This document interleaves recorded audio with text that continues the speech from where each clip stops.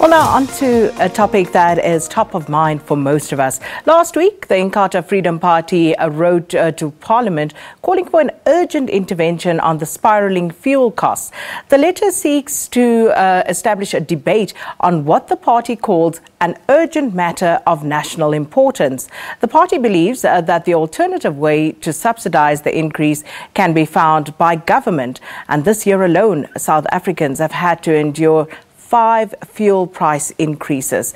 For more on this, we are joined by Mkhuleko Hlengwa, who is the IFP Member of Parliament. But before we engage him, let's just find out what the President had to say about this matter.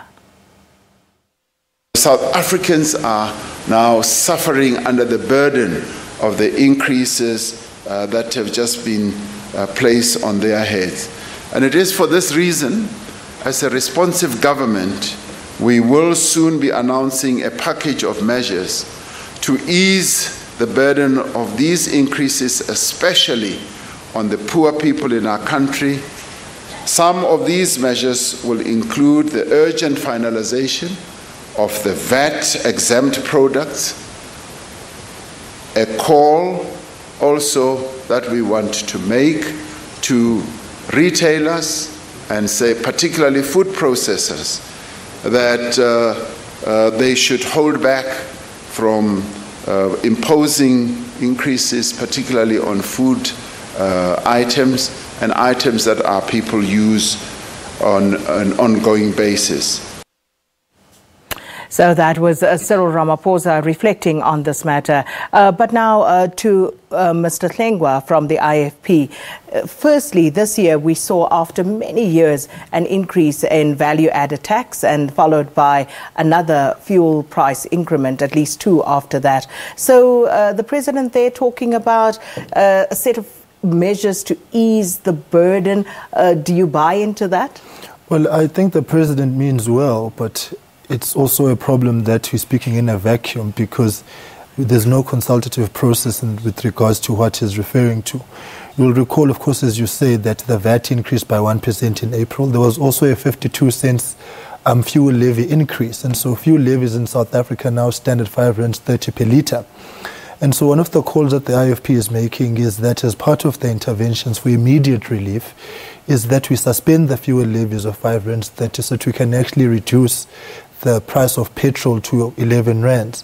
Of course, we're not ignorant to the fact that this will mean a reduction in tax revenue collections, but we do feel that Parliament is in a position, as part of its budgetary review processes that will begin later on this year, to maneuver within the budget and offset that. So it means cutting the fat, cost-cutting measures, belt tightening, and we believe that it's high time that government actually is the one who bears the brutal brunt of belt tightening. It's always the citizen that is expected to tighten their belts.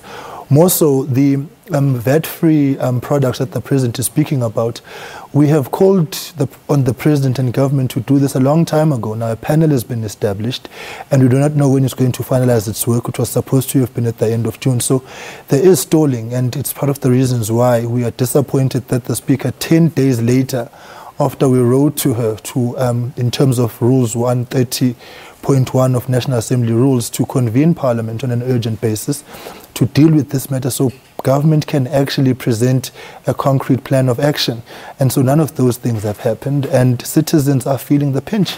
I'm sure you recall that about a week ago, commuters in Durban have said that they will not be able to afford to pay the increased commuter prices, and they told this to the taxi operators.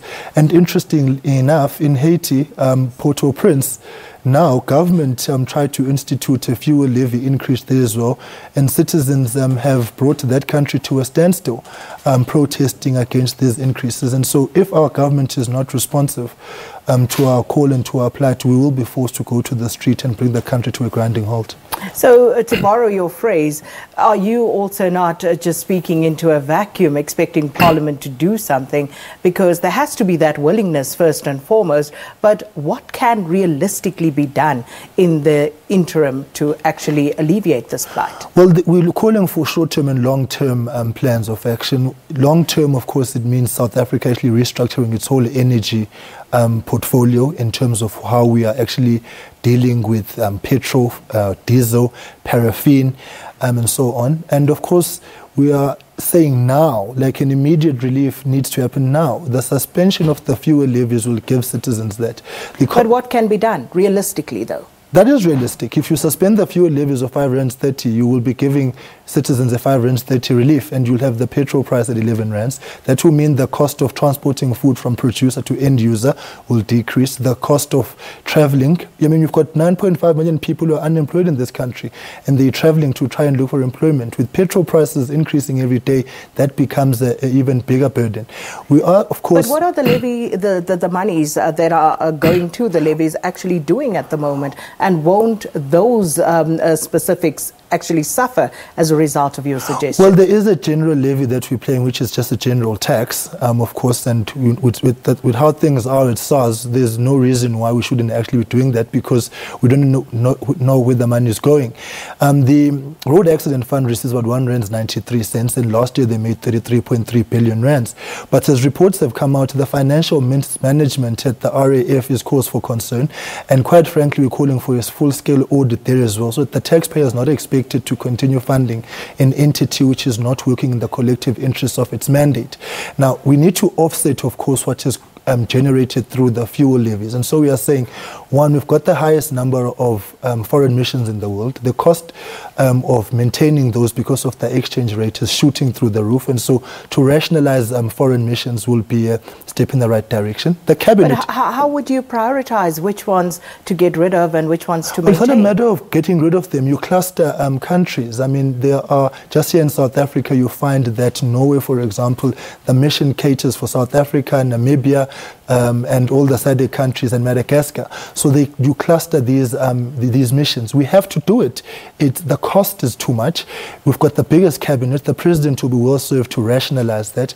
And we are calling for private-public partnerships in the SOEs to actually reduce the liability to the state so that we can actually save money. All we are saying is Parliament is the final decision maker insofar as the budget is concerned. And it is Parliament's responsibility and duty at this point in time to sit down, look at all the departmental budgets, cut the fat, and actually redirect the funds to what would have been lost to the collection of these general levies and fuel levies which have been charged on petrol. The challenge, Sakina, is that if we do not do that, South Africans literally are going to find themselves in the gutter of poverty in a far worse scale than we have now. And it is our contention that if a government subjects its people to conditions of poverty, it's a dereliction of duty and a violation of human rights. It cannot be that a democratic country is going to have its citizens in the street on something which the government imposed. We know that South Africa is not an oil-producing country, and so we are not responsible for what OPEC is doing, but we are responsible for the levies that we charge. And it is incumbent on this government and on all of us. We're not really pointing fingers, by the way, and blaming somebody. We admit we are in this mess together and we need to find solutions together. But government needs to be responsive. And I think that dilly-dallying on the part of the Speaker is the direction of duty on her part. It's been 10 days because an urgent matter of public importance in terms of Parliament's rules takes precedence over all else. And I know she's ducking and diving about the fact that we are in recess and therefore she's unable to call the National Assembly Programming Committee. That is true, but in a recess, she is the final authority and she must make a decision. She must either tell us yes or no, and then we know how to move forward. But it cannot be that 10 days later, when we've raised this matter, which is affecting citizens, she's sitting in her ivory tower of silence. Can we also cut with regard to some of the perks that MPs like yourself enjoy? It would actually be in the interest of this country that we relook at the packages which MPs and officials in government are receiving. I mean, the Speaker is traveling around in South Africa with the petrol card, for example, and so maybe she does not understand the pinch of petrol. So if it calls for the review of packages, then so be it. But it's high time that those in positions of decision-making, government, Parliament, and so on, actually be the ones who bear the brutal brunt of cutting the costs. We cannot subject citizens any longer to this pain. The poor, the middle class cannot breathe.